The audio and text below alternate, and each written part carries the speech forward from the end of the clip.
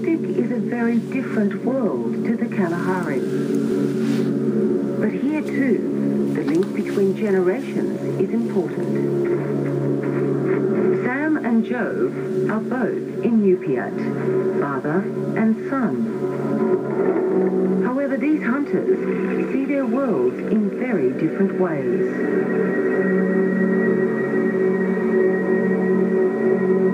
Sam Kakik grew up in a small seaside settlement on a remote island off the Alaskan coast.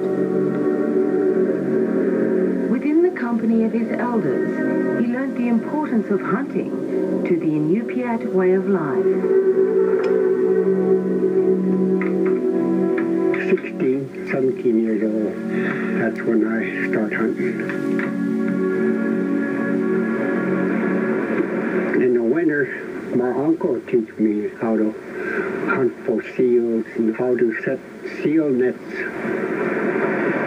At that time, it was the main food for the village, and each family have a hunter out all winter long. Tracking and hunting was a year-round occupation, not just across the expanse of snow and ice, but in the oceans too. Along with other skilled hunters and trackers, Sam became one of the highly esteemed members of the community. By the time Sam's son Joe was born, his community was being exposed to what the rest of the world had to offer. Whatever the Arctic couldn't provide was now being flown in. New means of transport meant that the dog sled teams were slowly phased out.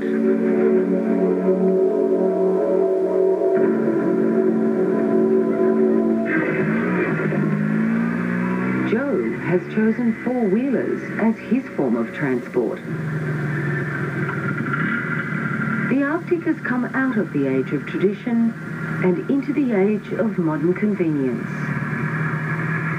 Snowmobiles and four-wheelers and all that, they're a lot easier to hunt now. By taking the easier way out, the hunters are losing the skills that their forefathers depended on. Sam still likes to track his moose, taking his time to follow their wanderings.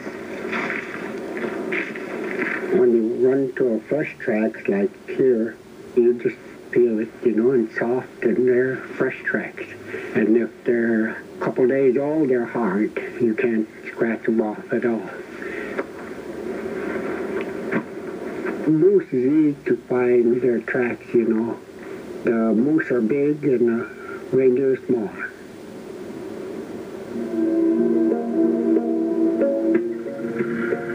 But Joe, with his newfound mobility, notices little of what passes beneath his wheels.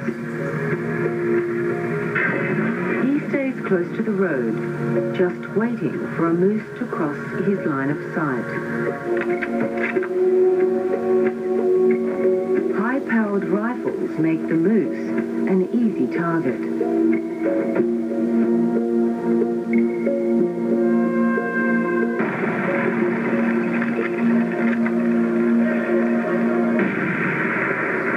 While the end result is the same, Joe's motivation and hunting methods have little in common with those of his father.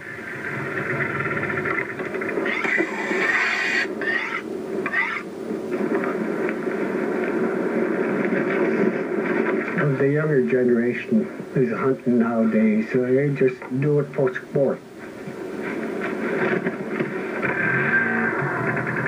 Hunters are becoming a more conspicuous part of the Alaskan landscape, but traditional trackers are scarce. Further south in the native Indian communities of North America, tracking seems to have disappeared without a trace. The vast plains of Yellowstone National Park are the crowning glory of the American park system.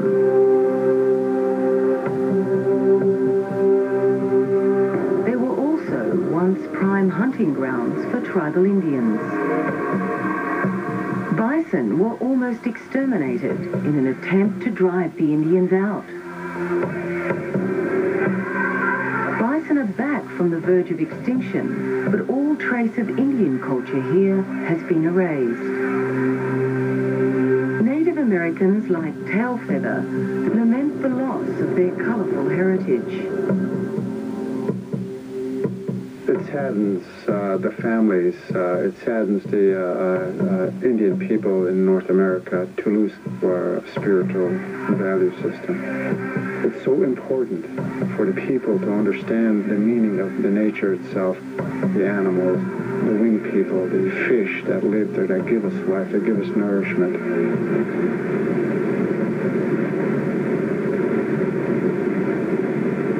Trekking is making its way back into Yellowstone, but no longer as a means of survival.